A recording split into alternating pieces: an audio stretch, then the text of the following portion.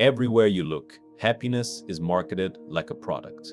A new device, a new trip, a new ritual before sunrise. A podcast tells you the one habit you're missing.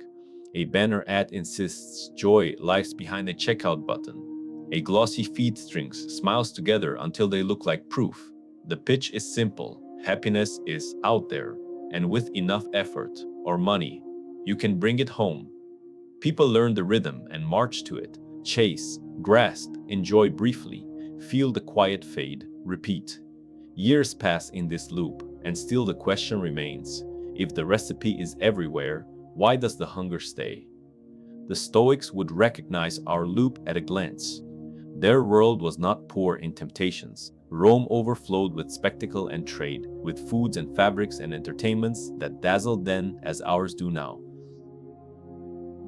Seneca watched men make themselves busy to avoid themselves.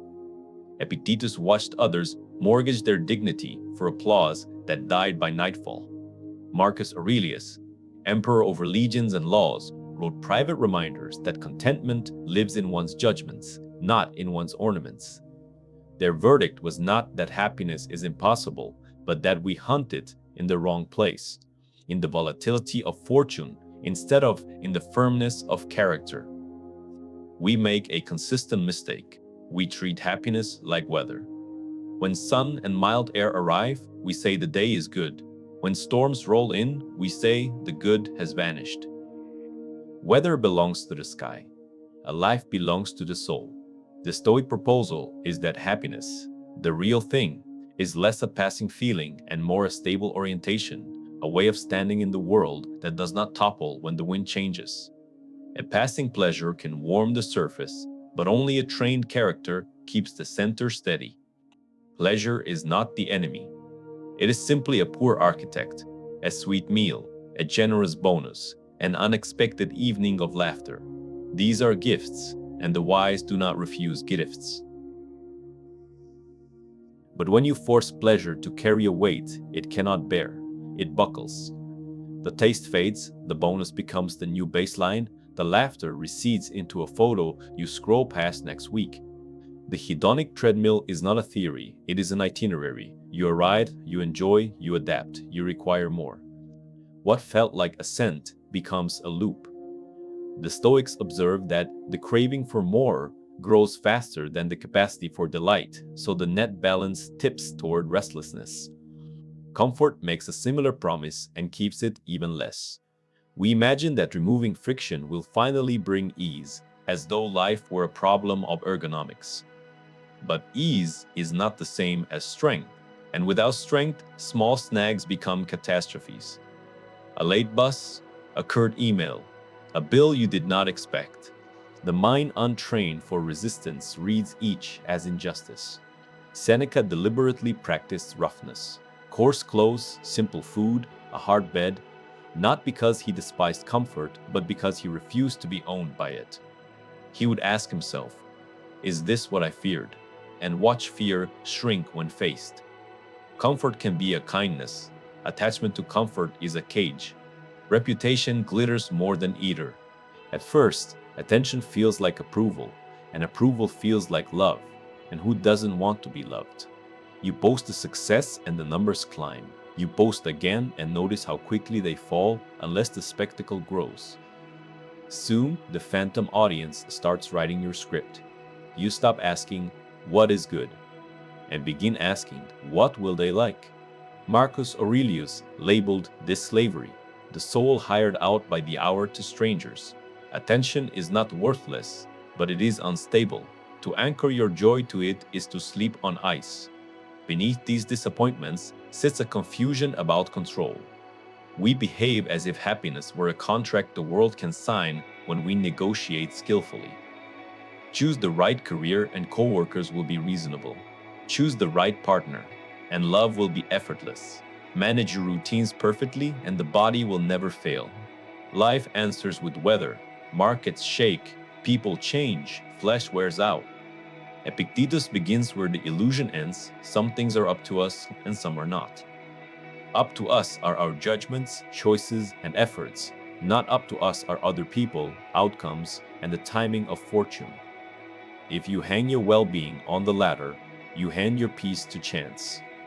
Look closely at a day devoted to the chase, and you'll see what it does to attention. Morning starts in fragments of notification. Afternoon dissolves across tabs and errands. Evening drifts into a screen that offers 1,000 diversions and prevents one deep experience. After such a day, you feel underfed, not because nothing happened, but because you were never present for anything that did. The Stoic correction is not to flee the world, but to re-enter it with steadiness. Attention is a moral act. What you attend to, you become. To attend fully to one task, one conversation, one act of service is already to move the inner weight from craving toward composure. The Stoics use the word we flatten when we translate it to happiness, eudaimonia. It means human flourishing, the good functioning of a soul. It is not an applause meter. It does not spike and crash with sentiment or spectacle. It is a settled clarity that comes from aligning thought and action with what is right, the quiet strength of preferring integrity to advantage, the lightness of a mind that accepts limits instead of bargaining with reality. Think of a ship designed only for calm water, beautiful until the first storm, then wreckage. Now think of a ship built for sea, not glamorous, but it returns to harbor. The Stoic insists, built for sea. But what about suffering? Someone asks, how can you speak of happiness when grief lands, when sickness grits sands the hours, when injustice snarls the gut? The Stoic does not deny the sting. Pain is pain. Loss is loss. Grief has its rightful work to do. Nothing in Stoicism asks you to pretend otherwise. What changes is the throne. If pleasure sits highest, pain will depose it and rule. If virtue sits highest, wisdom to see what is, courage to act, temperance to refuse what corrodes, justice to give others their due, then pain can wound without ruling. You can be unhappy for a time without losing the good life. The weather worsens, the ship remains. Comparison whips the compass needle most wildly of all. In a world of permanent display, every scroll invites you to measure your morning against someone's edited midnight. Metrics multiply: followers, titles, square footage, air miles, labels stitched into fabric. None of them disclose whether a day was lived with decency, whether you were loyal to a friend, whether you refused a convenient lie, whether you gave attention where it was most needed. Seneca calls this poverty of soul, to count what can be counted and miss what counts. Gratitude breaks the spell. Enough is not a number, it is a posture toward the present. Perhaps the most surprising element of stable happiness is how indirectly it arrives. Aim at the feeling and it slips away. Aim at excellence and it appears as a byproduct. Picture a craftsperson absorbed in exacting work, losing track of time, because attention and task are fitted to one another. Picture a nurse on the night shift, moving quietly from room to room, doing what is necessary without the hope of applause. Picture a teacher returning to a struggling student for the fourth time, a judge refusing a bribe in an empty hallway, a friend showing up at 2 in the morning because showing up is right. None of these people are chasing a mood, and yet something like joy gathers around their fidelity to the good. If that sounds austere, read more closely. Marcus writes with affection about bread cracking in the oven, about figs collapsing into sweetness, about the look of dawn on canvas walls. Seneca's letters contain laughter and friendship, along with warnings about excess. Epictetus teases his students while demanding they stop outsourcing their lives to luck. The Stoic portrait of happiness is not gray. It is particular, earthy, attentive. It delights without clinging. It grieves without collapsing. Its colors come from the ordinary things you notice when you stop sprinting past them. A practical test can show whether your happiness is rented from circumstance or owned by character. Notice how easily your inner balance is evicted. A delayed reply, do you unravel? A stranger's success, does bitterness curdle in your chest? A small discomfort, Do you grow sharp with the person closest to you? These are not reasons for shame. They are lights on the dashboard. The Stoic repair is daily and unromantic. Clarify your commitments so your choices have a spine. Simplify your desires so you can meet them honorably. Accept what is beyond you so energy is not bled on arguments with reality. Tell the truth. Practice patience in small things so it is available in great ones. Humility grows as you practice this. You stop treating life like a machine that malfunctions when it fails to make you comfortable. You allow grief to be grief without concluding that existence is ruined. You permit delight to be delight without demanding it. Prove that life is fixed forever. You become less theatrical in sorrow and quieter in triumph because your measure shifts from spectacle to substance. The surprising truth is not that Stoicism makes people unfeeling. It is that it makes them less fragile, which leaves more room for honest feeling. Imagine stepping off the treadmill of acquisition and approval. The world will not applaud. Treadmills do not cheer when someone dismounts, but your days will thicken. You will still work hard, but with less self-accusation. You will still enjoy pleasures, but with less hunger afterward. You will still plan, but with looser hands. The light that arrives is not theatrical, it is steady. All of this prepares the ground for a different definition. Happiness is not the prize at the end of effort. It is the condition under which effort becomes meaningful. It is what happens when your actions line up with your best understanding of the good, when you narrow your circle of control to what is truly yours, when you speak plainly, when you choose the harder right over the easier wrong, when you do not ask reality to pay you in feelings before you consent to participate in it. It is less like fireworks and more like a clear sky after rain. Stand here for a moment on this threshold. In the next part, we will name happiness, the way the Stoics did, and trace the difference between real flourishing and the sugar high of pleasure. We will look at how comfort, when worshipped, weakens the very muscles that hold joy, how virtue is not garnish but engine, how freedom grows when you place your peace only where your hands can reach, and how a person can walk through hardship without losing the good life. The chase can end, not because you have captured more trophies, but because you have learned to inhabit your own life with honor. When you do, you will find that happiness was not late. You were simply running past the door. When most people hear the word happiness, they think of feelings, pleasure, excitement, comfort, even constant positivity. But the Stoics used another word, richer and deeper, eudaimonia. The Greeks coined it, and the Romans adopted it, though its meaning slips through if you translate it simply as happiness. A closer sense is flourishing, thriving, or living in harmony with reason and virtue. It is not about how you feel in a moment, but about how your soul functions across a life. Seneca warned his friend Lucilius not to confuse joy with amusement. True happiness, he wrote, is to enjoy present things and to trust future things with cheerfulness.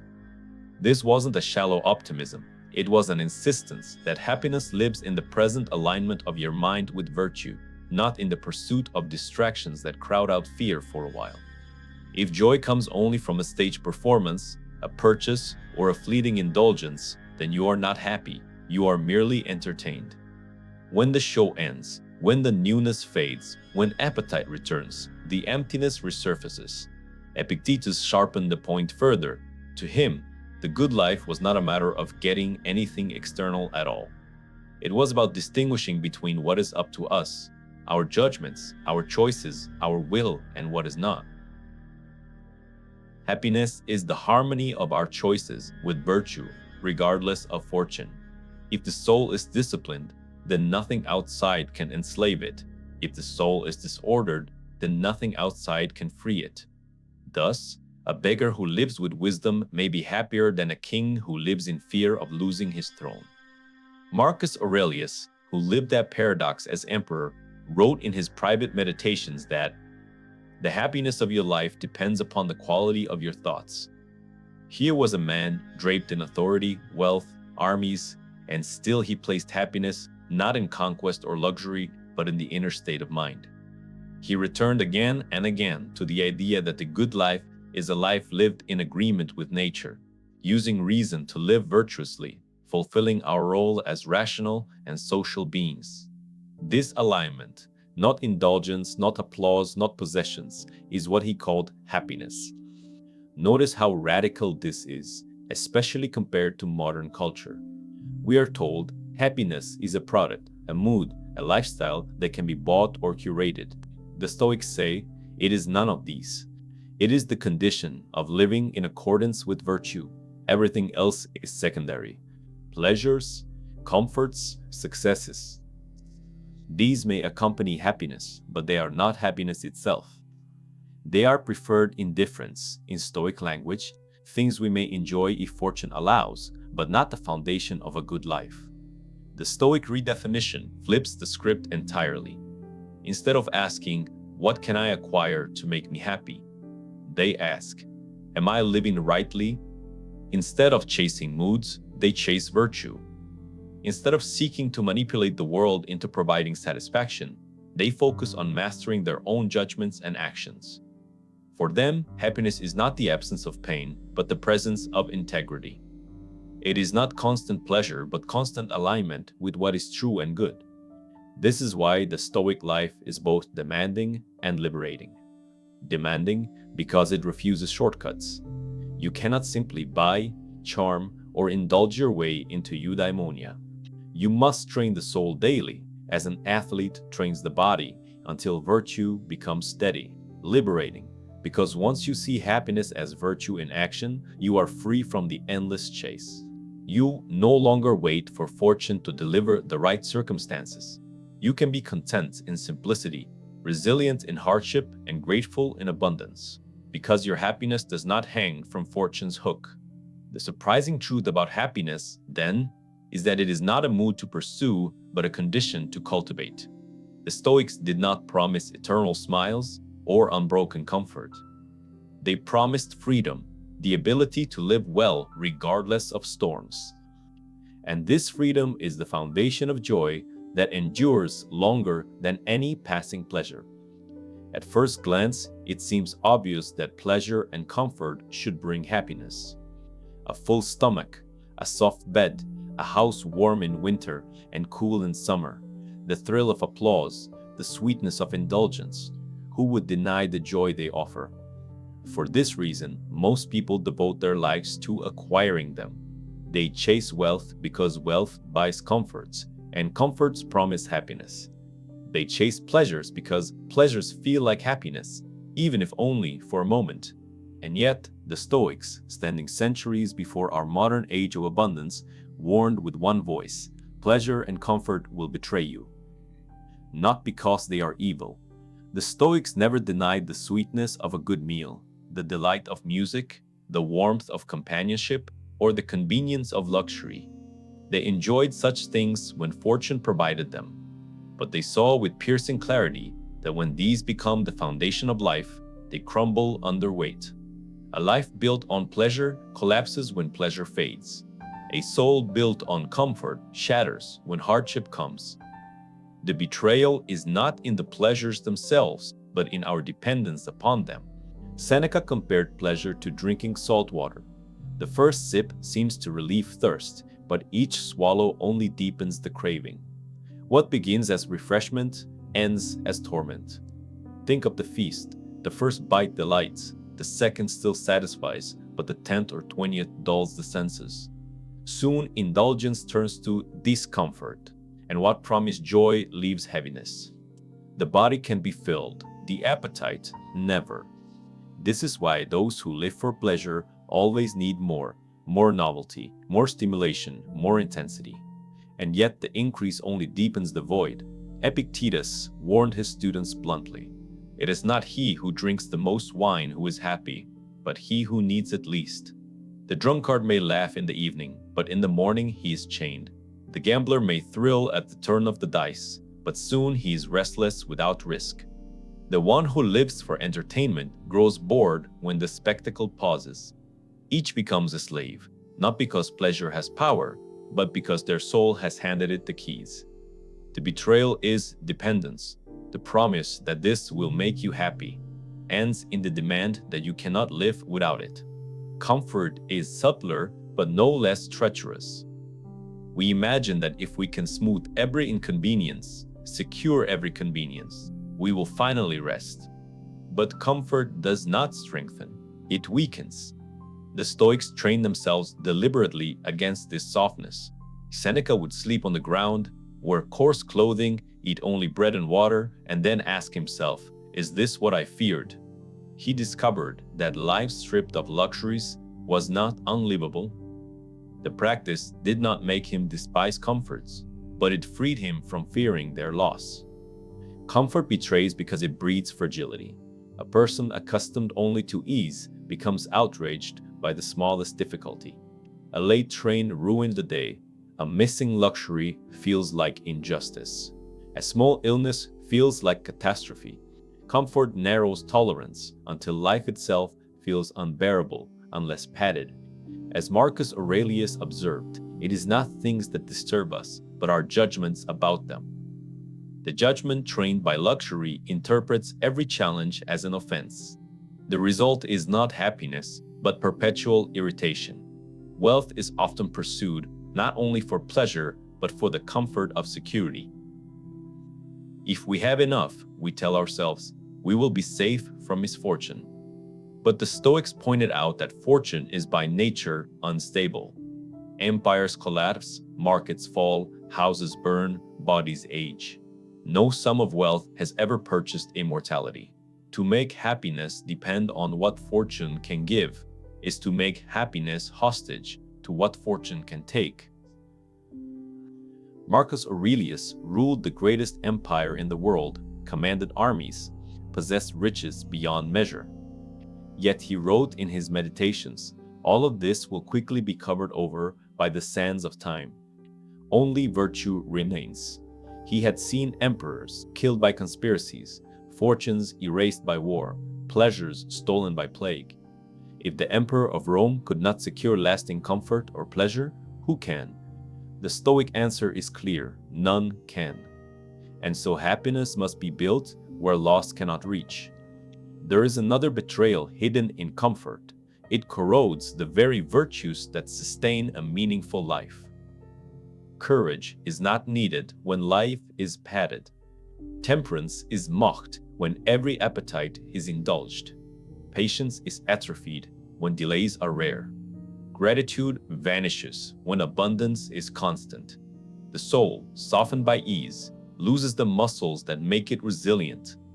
Then, when true hardship arrives, illness, betrayal, poverty, death, the soul is untrained, helpless, and broken. The Stoics did not glorify suffering for its own sake, but they recognized that a life without hardship is a life without growth. Just as muscles strengthen by resistance, the soul strengthens by challenge. Comfort cheats us of this training. It whispers that happiness is found in avoiding difficulty, when in fact happiness is found in facing it with virtue. Why then do we still chase? Because each taste of pleasure, each layer of comfort, truly feels good in the moment. It is not illusion to enjoy a feast, a warm bed, or applause. The illusion is to mistake these moments for the substance of happiness.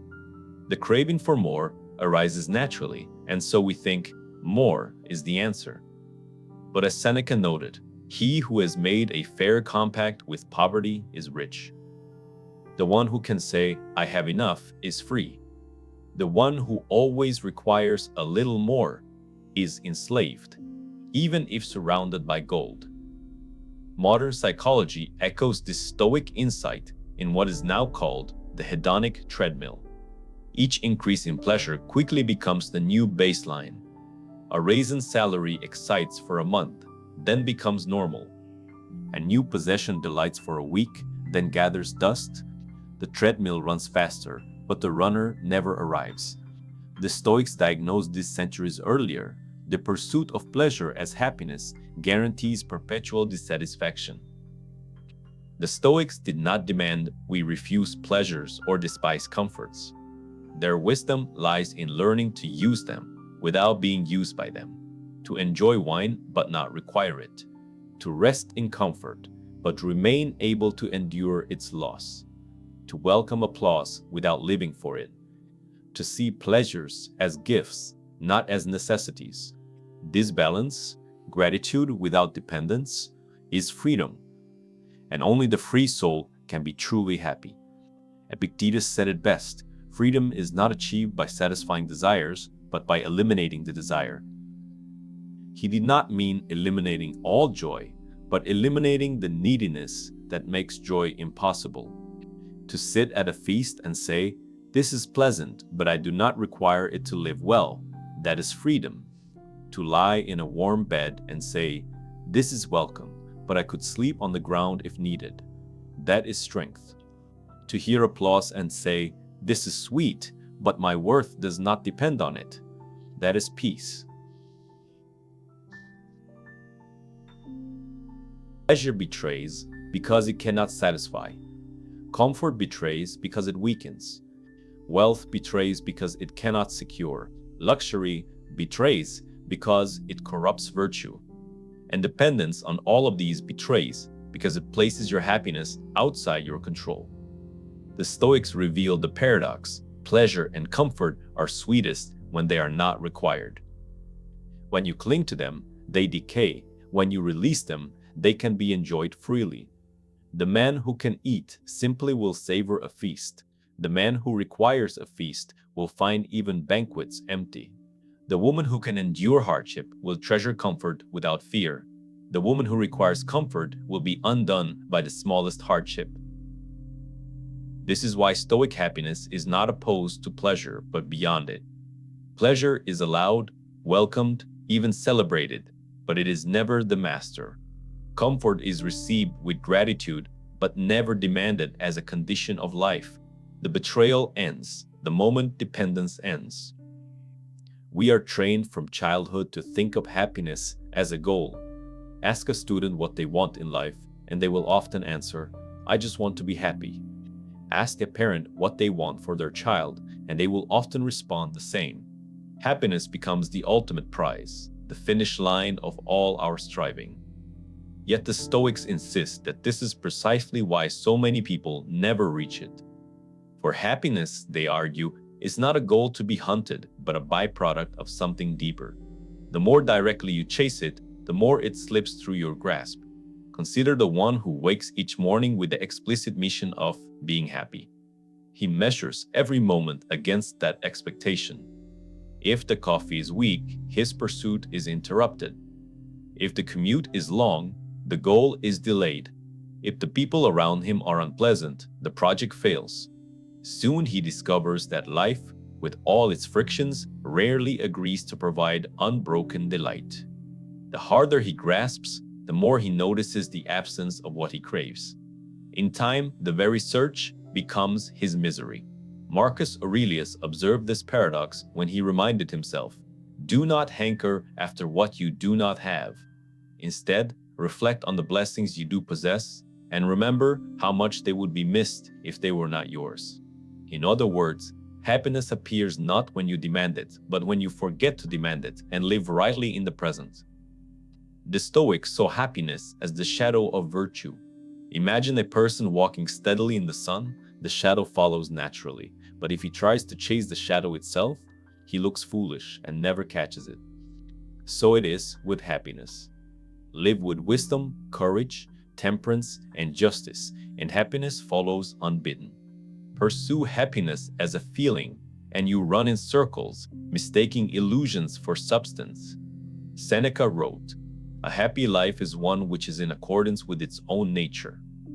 By nature, he meant the rational order of the soul, the alignment of thought, will, and action with reason and virtue. The moment you seek feelings first, you dislocate this alignment and miss the very thing you hope to secure. This is why pleasure, when sought as happiness, betrays, but when received as an accessory to virtue, sweetens life. A man who pursues virtue may stumble into moments of joy, just as a traveler climbing a mountain may come across wildflowers along the path. The flowers are not the summit, yet they are enjoyed. But if the traveler abandons the climb to gather flowers endlessly, he never reaches the peak. Likewise, The Stoics counsel us to stay the course of virtue, letting joy arise naturally rather than making it the object of our grasping. Epictetus told his students to examine what they truly desired. Do you wish to be invincible? Then do not fight battles you cannot win. Do not seek happiness in externals, for fortune will always hold the advantage. To him, the one who placed happiness in wealth, applause, or comfort was choosing a battle already lost, because those things are never fully under one's control. But the one who placed happiness in living rightly, in governing his thoughts and actions, could not be defeated. For no matter what fortune took away, his choice to act with virtue remained his own.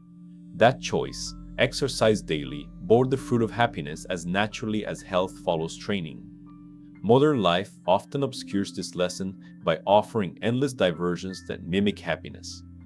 Streaming screens, glittering advertisements, curated feeds, all of them tell us, here it is, happiness in a package. For a moment, the message feels true, but the moment ends and a new diversion is needed. What is never examined is the possibility that happiness cannot be packaged at all, because it is not a product, but a condition of the soul. The Stoics force us to confront this. If you want happiness, stop trying to purchase it, stop trying to demand it, and begin to live as reason and virtue demand. Then happiness will arrive, not as a goal achieved, but as a companion discovered along the way. Seneca gave a striking image when he said, happiness is not in seeking more, but in developing the capacity to enjoy less. The world urges expansion, the Stoics urge contraction. The world shouts that you must acquire, the Stoics whisper that you must align. When you no longer live as if happiness is out there, waiting to be seized, but recognize it is in here, waiting to be cultivated, the endless chase ends. You stop asking, am I happy yet? And instead ask, am I living rightly now? The second question is always within reach. The first, almost never. To see happiness as a byproduct requires humility, because it strips away illusions of control. You cannot guarantee yourself constant delight. You cannot engineer the emotions of tomorrow. You cannot negotiate with fortune to avoid pain. But you can choose how to live today. You can choose honesty over deceit, courage over cowardice, moderation over excess, justice over selfishness. Each such choice plants a seed, and though you may not notice at once, in time the garden of the soul fills with a quiet steadiness. This is the happiness the Stoics spoke of, not fireworks but fire, not fleeting highs but durable warmth. It is worth pausing to see how revolutionary this view remains. We live in a culture that idolizes the direct pursuit of happiness. Markets sell it, media packages it, self-help books promise it in easy steps. But the very act of grasping ensures disappointment. By contrast, the Stoics urge us to redirect the search. Stop reaching outward, look inward. Stop asking life to deliver feelings. Start asking yourself to deliver virtue. Happiness then ceases to be an object in the distance and becomes the atmosphere of a life well lived. In this way, the surprising truth about happiness becomes clear. Those who chase it never find it, and those who forget to chase it often discover it blooming under their feet. It is not the finish line of existence, but the fragrance released when the soul walks in step with virtue. Now some exciting news. Our channel now offers a members club. By joining it, you'll unlock exclusive benefits, deeper content dives, and personal insights. Join us on this journey, and let's build a meaningful life together. And I also humbly ask you to leave a comment, as it helps my channel immensely. If you do not know what to comment, just write "better every day" so I know you reached this far. And don't forget to subscribe for more content like this. Also, I've linked some books on Stoicism that helped me become the man I am today, and will also help you achieve a Stoic mindset. The Stoics were never content to speak in vague terms about happiness.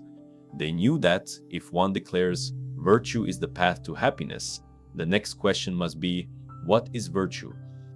Without clarity, virtue itself becomes another abstraction, another word repeated but not lived. That is why they spoke of four cardinal virtues: wisdom, courage, temperance, and justice, not as lofty ideals, but as practical disciplines. To them, happiness is not a feeling bestowed by fortune, but the steady fruit of a life shaped by these virtues. Each one strengthens the soul against illusions, and together they form a foundation no storm can sweep away. Wisdom is the first and guiding virtue. For the Stoics, wisdom means seeing the world as it truly is, not as desire or fear would paint it. Most unhappiness arises from distorted perception, from imagining that wealth guarantees safety, that beauty guarantees love, that fame guarantees worth. Wisdom cuts through the fog. It distinguishes between what is up to us and what is not. It reminds us that while we cannot control fortune, we can control our choices. A wise person does not build happiness on foundations that shift, but on what reason confirms to be within their power. When Seneca wrote, "No man is free who is a slave to his body," he was not condemning the body, but exposing the folly of identifying life's meaning with what can wither. Wisdom is the constant act of aligning thought with reality, and from this alignment grows a clarity that makes happiness possible. Without wisdom, one chases shadows. With wisdom, one finally walks in the light. Courage is the virtue that allows wisdom to be lived. To know what is right is one thing, to do it despite fear is another. The Stoics understood that life is full of trials, illness, poverty, ridicule, loss, and ultimately death. If happiness depends on their absence, it cannot endure. But courage transforms hardship into the very arena where happiness proves itself. Epictetus, once a slave, reminded his students that no tyrant can chain the soul unless the soul consents. Marcus Aurelius faced invasions, plagues, and betrayals, yet wrote to himself, "If you are distressed by anything external, the pain is not due to the thing itself, but to your judgment of it. And this you have the power to revoke at any moment." Courage allows a person to say, "Yes, the storm is here, but I will not let it dictate my character." Happiness does not mean the storm disappears. It means the storm does not strip you of dignity. Temperance is the discipline of desire. In a world overflowing with temptation, temperance teaches the art of enough. The one who cannot restrain appetite becomes its servant, forever grasping for more and never satisfied. The one who practices temperance discovers freedom in simplicity. Seneca urged voluntary poverty not to glorify suffering, but to taste freedom. Set aside a certain number of days, during which you shall be content with the scantiest fare and the roughest clothing. Then ask yourself, is this what I feared? By rehearsing with less, one discovers that true contentment needs little. Temperance is not the rejection of joy, but the refusal to be ruled by it. To eat with gratitude, to drink without intoxication, to enjoy possessions without being possessed by them. This is temperance. And this, paradoxically, makes joy deeper because it is uncluttered by craving. Justice is the virtue that reminds us happiness cannot be isolated. For the Stoics, no man lives for himself alone. We are rational and social beings, bound to one another in a community of reason. To live unjustly, by lying, exploiting, or harming others, may bring temporary advantage, but it poisons the soul. Marcus Aurelius wrote that, "What is not good for the beehive cannot be good for the bee." A person who seeks happiness by trampling others undermines the very harmony required for peace of mind. Justice roots happiness, not in selfish gain, but in the dignity of treating others rightly.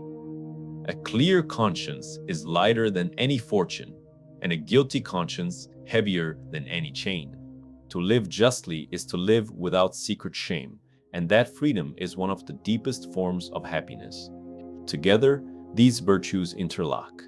Wisdom sees what is true, courage acts upon it, temperance restrains desire, and justice directs the will toward the good of all. Remove one, and the structure weakens. Wisdom without courage is sterile, knowing but not doing. Courage without temperance becomes recklessness. Temperance without justice becomes selfish withdrawal. Justice without wisdom becomes blind rigidity. But when all four stand together, they form the pillars of a life aligned with nature and reason. A life in which happiness is not dependent on circumstances but flows from character itself. This is why the Stoics insisted that happiness is not given by luck but cultivated by practice. You do not stumble into wisdom, you train perception. You do not suddenly acquire courage, you build it by facing fears. You do not fall into temperance, you learn to restrain desire day by day. You do not automatically live justly, you commit again and again to treat others as you would be treated. Happiness is therefore not a gift to wait for, but a discipline to practice. It is the reward of the soul that lives in harmony with virtue. The modern world often scoffs at this, seeing virtue as outdated and happiness as pleasure maximized. But the evidence is plain. Indulgence leaves restlessness. Selfishness breeds distrust. Cowardice shrinks the soul. Ignorance multiplies suffering. The Stoic way, though difficult, produces the opposite: clarity, resilience, freedom, and peace. It may not glitter like luxury, but it endures when luxury fails. And endurance, the Stoics remind us, is the true test of happiness. To live by virtue, then, is to live in a way that fortune cannot corrupt. When pleasures come, they are enjoyed without fear. When hardships strike, they are endured without despair. The soul remains steady, for its good does not hang from shifting externals, but from its own integrity. This is the surprising truth. Happiness is not a feeling granted from outside, but the steady radiance of a life lived in accordance with wisdom, courage, temperance, and justice. The Stoics believed that the deepest key to happiness was freedom. Not political freedom, though they valued it. Not financial freedom, though they recognized its convenience, but inner freedom, the ability of the mind to remain sovereign regardless of circumstance. To them, most of what we call unhappiness is the experience of being enslaved.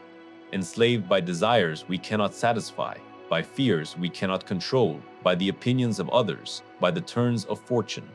The only true liberation is to distinguish between what is ours and what is not, and to live entirely within what is ours.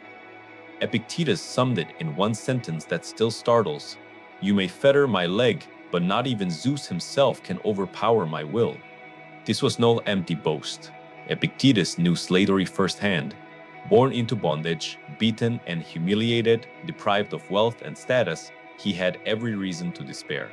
Yet, he discovered that even a master could not touch his faculty of choice.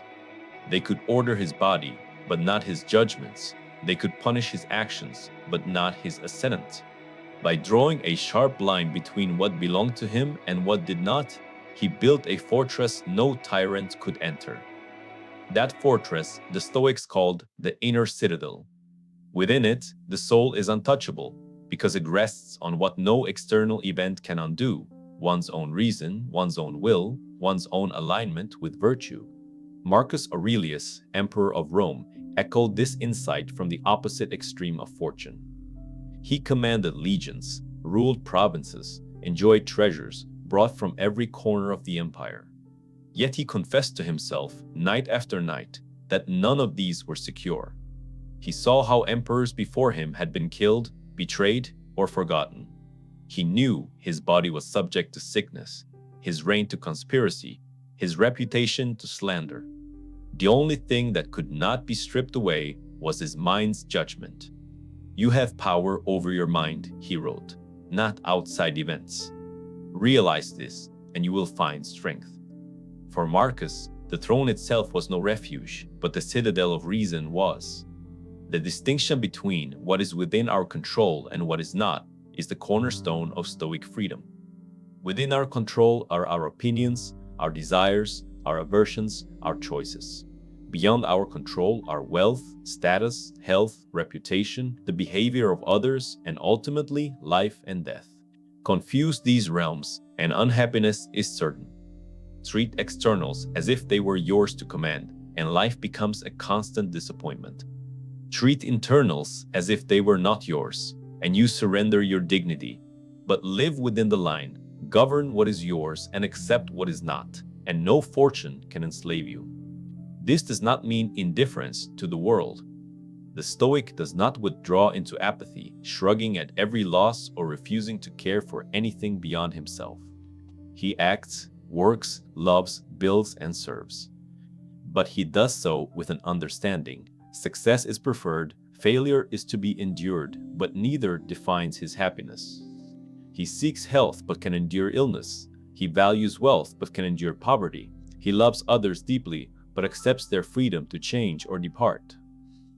Happiness does not rise and fall with the outcome, because happiness rests on the choice to live in accordance with reason and virtue, whatever the outcome may be. This inner freedom produces a paradoxical strength. The one who insists on controlling everything ends up controlled by everything. The one who accepts what he cannot command ends up free even under command. Epictetus reminded his students that tyrants hold no power over the soul. If you wish, you are free. If you wish, you will blame no man. If you wish, you will accuse no man. All things will be according to your opinion. To many, this sounds like resignation, but in fact, it is empowerment. By claiming authority over what is truly his judgments, his will, his integrity, the Stoic makes himself immune to the turbulence of the world. In modern light, this lesson is perhaps more urgent than ever. We are bombarded with events far beyond our reach. Global crises, market collapses, the curated happiness of strangers on screens. We are taught to anchor our moods to likes, to news cycles, to fluctuations in metrics. The result is a population perpetually anxious because their peace depends on things they cannot master. The Stoic diagnosis is simple. We are living outside our citadel. We have left our sovereignty at the mercy of fortune, and fortune, by nature, is untrustworthy. To return to the citadel is not to deny the world, but to reclaim the center. When insulted, you may choose not to be injured. When wealth disappears, you may choose not to be poor in spirit. When illness strikes, you may choose not to call yourself ruined. These choices are small, invisible to others, but they constitute true freedom. Happiness arises when you no longer live as the puppet of fortune, but as the master of your own judgments. The Stoics practice daily to strengthen the citadel. Marcus Aurelius wrote reminders each morning to prepare for rudeness, ingratitude, betrayal, so that when they came, he would not be shaken. Epictetus advised rehearsing loss in imagination, not to dwell morbidly, but to lessen surprise when it came. Seneca counseled reflecting each evening on the day's actions so that errors could be corrected and the mind kept disciplined. These habits were the mortar of the inner fortress, keeping it strong against the inevitable assaults of life. Freedom, then, is not the absence of constraint, but the mastery of the self within constraint. A prisoner may be freer than his jailer if he governs his soul. A king may be more enslaved than a beggar if he is ruled by desire and fear. Happiness, the Stoics insist, is inseparable from this freedom. For what joy can last if it depends on what you cannot control? And what sorrow can break you if your peace depends only on what is yours to govern? The surprising truth is that happiness is not the product of manipulating the world into alignment with your wishes. It is the product of aligning your wishes with the world as it is, and directing your effort only where it has true authority. To live in this way is to live unshaken.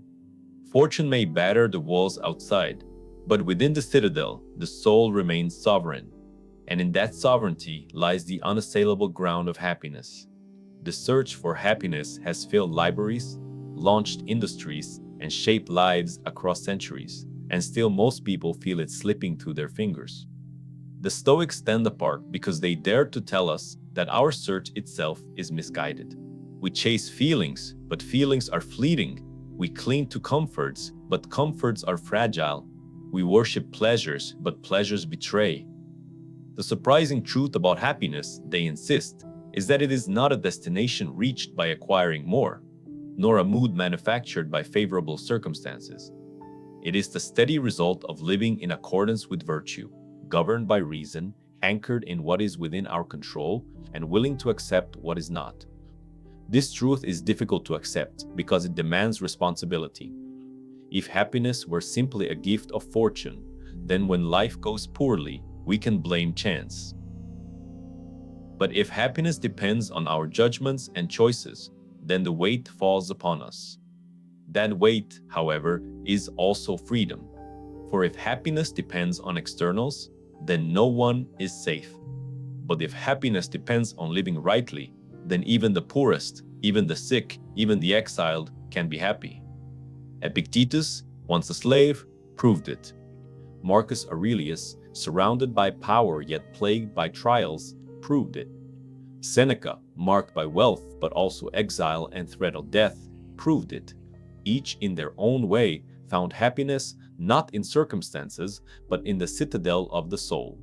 Living this truth requires daily practice.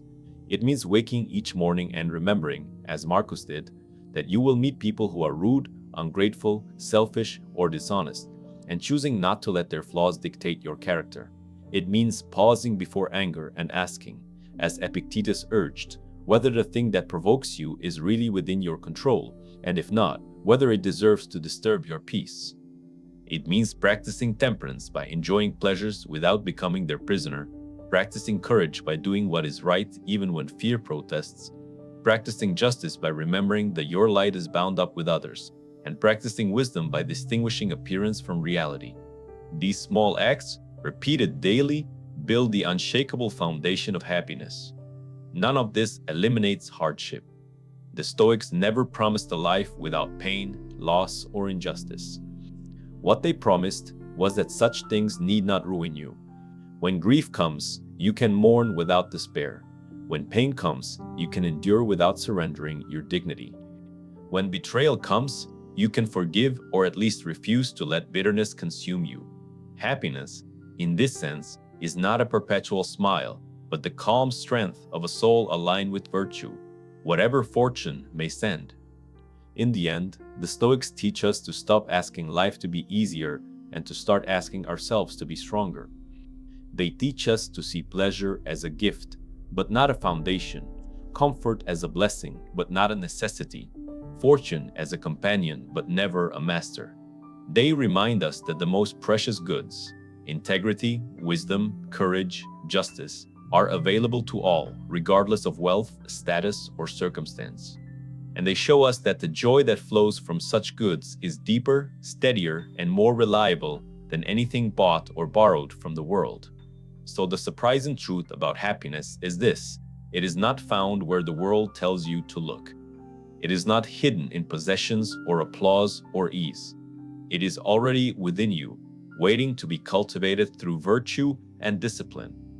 You cannot seize it directly, but you can live in such a way that it grows naturally, like fruit from a well-tended tree. The world will still bring storms, but the tree will stand.